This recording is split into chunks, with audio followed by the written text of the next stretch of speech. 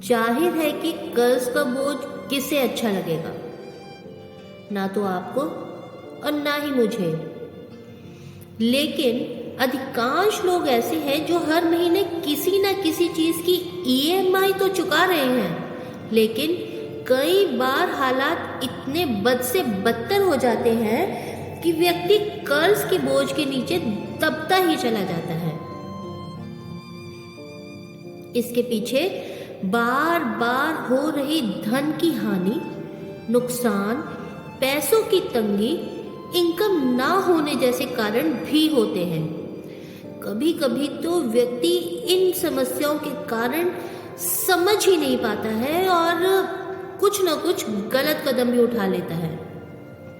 लेकिन आपको यह जानना अति आवश्यक है कि आपको इस सारी समस्याओं का कारण क्या है। इस कर्ज से संबंधित आ रही समस्याओं के कारण को समझना अति महत्वपूर्ण है, क्योंकि कई बार इन समस्याओं की जिम्मेवारी जो है वो वास्तु दोष को भी दी जा सकती है। घर का गलत वास्तु आर्थिक हानि भी कराता है और कर्जा भी बढ़ाता है। मैं आपको कुछ उदाहरण देती हूँ। जैसे यदि घर के ईशान कोण यानी कि उत्तर पूर्व में वास्तु दोष हो तो यह कर्ज को बढ़ावा देता है। यह दोष घर के मुखिया को किसी न किसी गलत काम में फंसाकर उसको धन कमाने का लालच देकर उसको कर्ज में डुबोता है। जैसे मुखिया या तो शेयर मार्केट में धन की हानि हो जाएगी, या वो जुआ सट्टा में धन को खो देगा, या फिर लॉटरी के कमाने का लालच उसको देकर उससे गलत काम करवाकर उसको कर्ज में डुबो देगा। घर के दक्षिण पश्चिम हिस्से में बनी टॉयलेट या बाथरूम भी कर्ज का बहुत बड़ा कारण बनती है। ऐसे में बेहतर यही होगा कि अगर आपका बाथरूम या टॉयलेट उस तरह बना ही हुआ है और उसे तोड़ पाना नामुमकिन है, तो ऐसी स्थिति में आप क्या करें कि बाथरूम में कांच की कटोरी में थोड़ा सा नमक भर के रख दें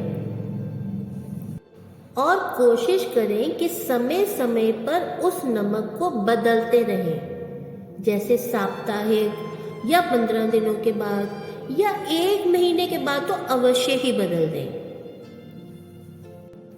घर में काम करने वाली अपनी माताएं, बहनें या पत्नियों को यह संदेश अवश्य दें कि रात के समय अगर वो रसोई गंदी छोड़ते हैं या झूठे बर्तन छोड़ते हैं तो यह भी कर्ज को बढ़ाने में मदद करता है। मैं यहाँ मदद शब्द इसीलिए इस्तेमाल कर रही हूँ क्योंकि इन सब कारणों की वजह से माताएं बहनें अपने पति, पिता या भाई के कर्ज को बढ़ाने में उनकी मदद करती हैं। तो कोशिश करिए कि आज के बाद रसोई गंदी बिल्कुल नहीं छोड़िए और रात को जूठे बर्तन कभी भी रसोई में छोड़कर नहीं सोइए। वास्तुशास्त्र के हिसाब से अगर घर के मुखिया का बेडरूम वायव्य दिशा में हो तो उसे व्यवसाय में हानि होने लगती है, जिसकी वजह से उसे कर्ज लेने की स्थिति उत्पन्न होने लगती है। अभी तक हमने जो चर्चा की वो वास्तुशास्त्र के उन दोषों के बारे में चर्चा की थी जो कर्ज को बढ़ाने में कारण साबित होते हैं। अब हम उन विषयों के बारे में चर्चा करने वाले हैं जो हमें कर्ज से निजात दिलाने में हमारी मदद कर सकते हैं।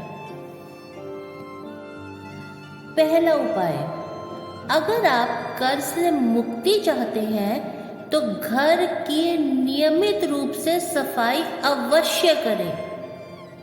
घर के दरवाजे और खिड़कियों की नियमित रूप से साफ सफाई करने से घर में नकारात्मक ऊर्जा का प्रवेश नहीं हो पाता है। जिन घरों में नियमित रूप से देवी देवताओं की पूजा होती है और घंटी बजाई जाती है, वहां पर कोई भी वास्तु दोष पैदा भी नहीं होता। इसीलिए हमेशा नहा धोकर नियमित रूप से देवी देवता की पूजा अवश्य करें, जिससे किसी भी तरह की नकारात्मक ऊर्जा घर में प्रवेश ही नहीं कर पाएगी। कभी भी कर्ज लेने से पहले किसी ज्योतिष या पंडित से सलाह अवश्य लें, क्योंकि ऐसी मान्यता है कि बुद्धि नामक योग में लिया गया कर्ज कभी भी खत्म ही नहीं होता। अगर आप उस योग में हैं तो आपको कर्ज लेने से बचना चाहिए या कुछ दिन के लिए टल जाना चाहिए। मैं कुछ नक्षत्रों के बारे में आपको बता रही हूँ, जैसे चित्रा, मृगा और धनिष्ठा। इन नक्षत्रों में कभी भी कर्ज ना लें। और कुछ लगन जैसे वृषभ, सिंह, वृश्चिक और कुंभ, इन लग्नों में भी आपको कर्ज लेने से बचना चाहिए। इस उपाय से अवश्य ही मिलेगी आपको कर्ज से मुक्ति। हिंदू धर्म में शनिवार का दिन शनिदेव महाराज को समर्पित माना गया है। ऐसे में यदि आप कर्ज से बहुत ही ज्यादा परेशान हैं, तो शनिवार के दिन इस उपाय को अवश्य करें। शनिवार के दिन स्नान आदि से निवृत्त होने के बाद आप एक धागे को नारियल पर लपेटकर उसे किसी बहते हुए जल में प्रवाहित कर दें। इस नारियल के प्रवाहित करते समय आप एक लाइन अवश्य दोहराएं मेरे साथ साथ। जैसे आप ये बात अवश्य बोलेंगे कि जिस तरह जल नारियल प्रवाहित हो रहा है, उसी तरह मेरे सारे कष्ट और कर्ज भी पानी में बह जाएं। आप इस बात को याद रखेंगे कि नारियल के प्रवाहित करते समय आपको इस लाइन को कई बार दोहराना है। मंगलवार का दिन भगवान बजरंगबली की आराधना के लिए समर्पित होता है। ऐसे में मंगलवार के दिन आप एक नारियल में चमेली का तेल लगाकर उस पर लाल सिंदूर से स्वास्तिक का निशान बनाएं और उसे ले जाकर हनुमान जी को अर्पित कर दें। यह उपाय लगातार 5 मंगलवार तक अवश्य करना है। ऐसा करने से आपको कर्ज से अवश्य ही राहत मिल सकती है। तीसरा और बहुत ही महत्वपूर्ण उपाय, कर्ज से मुक्ति के लिए फिटकरी के उपाय को एक चमत्कारी उपाय माना गया है। इसके लिए आप हफ्ते में 2 बार फिटकरी के पानी से स्नान करें और फिर अपने दांत साफ करें। स्नान करने के उपरांत आप एक पान के पत्ते पर सिंदूर और थोड़ी सी फिटकरी बांधकर उसे पीपल के पेड़ के नीचे दबा दें। यकीन मानिए, ऐसा करने से आप कर्ज मुक्ति से जल्द ही राहत प्राप्त करेंगे। यह एक बहुत ही चमत्कारी उपाय है जिसे आपको अवश्य ही करना चाहिए। यह भी धार्मिक मान्यता है कि कर्ज मुक्ति के उपाय ढूंढते समय अगर आप हर रोज रात को सोते समय अपने बेड के नीचे एक बर्तन में, तांबे के बर्तन में थोड़े से जौ रख दें और सुबह उस जौ को किसी न किसी जरूरतमंद को दान या फिर किसी जानवर को अगर वो उसे खिलाते हैं तो आप मानकर चलिए कि कर्ज मुक्ति से बहुत जल्दी ही राहत पा लेंगे। अमावस्या के दिन किसी जरूरतमंद को खाना अवश्य खिलाना चाहिए।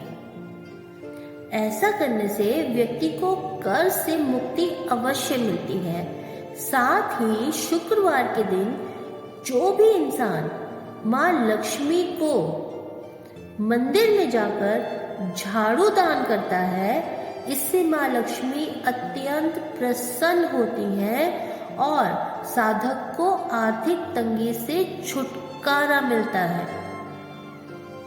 आप देख रहे हैं, अगर आप समझ रहे हैं कि घर की साफ सफाई माँ लक्ष्मी को अत्यंत प्रिय है। माँ लक्ष्मी भी उसी घर में विराजमान होना पसंद करती हैं जहां पर साफ सफाई का बहुत ज्यादा ध्यान रखा जाता है। आटे और गुड़ के उपाय को भी बहुत ही चमत्कारी उपाय माना गया है। 1.25 किलो आटा और 1.25 किलो गुड़ को मिलाकर उसकी रोटियां बना लें या फिर छोटी छोटी गोलियां बना लें। गुरुवार के दिन अगर आप रोटी बना रहे हैं तो इन रोटियों को गाय को खिला दें। और अगर आपने रोटियां नहीं बनाई हैं तो छोटी छोटी गोलियां बनाकर इसे मछलियों को खिला दीजिए। इस प्रक्रिया को लगातार 3 गुरुवार तक करने पर अवश्य ही आपको कर्ज से छुटकारा मिल जाएगा। आपको यहाँ बताना अति आवश्यक है कि काले कुत्ते को रोटी खिलाना भी कर्ज मुक्ति से एक कारगर उपाय माना गया है। अगर आप काले कुत्ते को रोटी खिलाते हैं तो रोटी खिलाने से राहु, केतु और शनि ग्रह का प्रकोप कम हो जाता है और उनका प्रकोप कम होने से यह आपको कर्ज से मुक्ति दिलाने में अवश्य ही बहुत मदद करते हैं। अब मैं आपको एक मंत्र के बारे में बता रही हूँ जिसे आपको बहुत ही ध्यान से सुनना भी है और बहुत ही ध्यान से उस मंत्र का जाप भी करना है। इस मंत्र के जाप को करने से कहीं पर अगर आपका धन रुका हुआ है या फंसा हुआ है वह भी प्राप्त हो जाएगा और आपको कर्ज के इस प्रॉब्लम से भी निजात मिल जाएगी। यह मंत्र है ओम क्रीम कृष्णाय नमः।